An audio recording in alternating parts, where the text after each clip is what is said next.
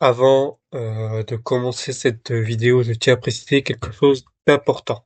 Dans ce récit, je vais utiliser des termes comme noir ou blanc, car ils font partie donc du contexte historique et des faits liés à l'apartheid en Afrique du Sud. Donc il ne s'agit en aucun cas de propos racistes, mais bien d'un rappel historique fidèle à la réalité de l'époque.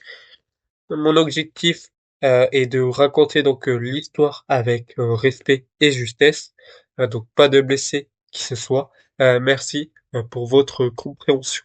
Il a passé 27 ans derrière les barreaux, mais il est sorti sans haine, prêt à unir un pays déchiré. Voici l'histoire de Nelson Mandela. Né en 1918 dans une Afrique du Sud dominée par l'apartheid. Il est avocat et il rejoint l'ANC, Congrès national africain, pour lutter contre la ségrégation raciale. D'abord pacifiste, il en vient à accepter donc la lutte armée face à la violence de l'État. En 1962, Mandela est arrêté, condamné à la prison à vie.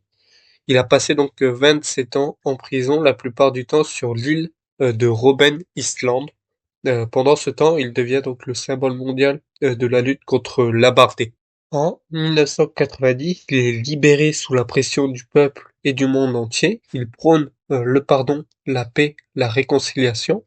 Et en 1994, il devient donc le premier président noir d'Afrique du Sud. Il ne cherche pas donc la vengeance, mais à rassembler noirs et blancs.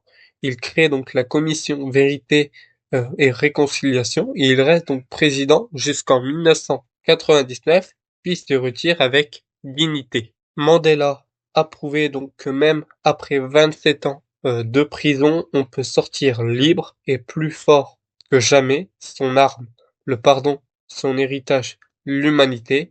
Et si tu veux découvrir d'autres destins puissants comme celui de Mandela, abonne-toi, dis-moi en commentaire qui tu veux que je raconte ensuite.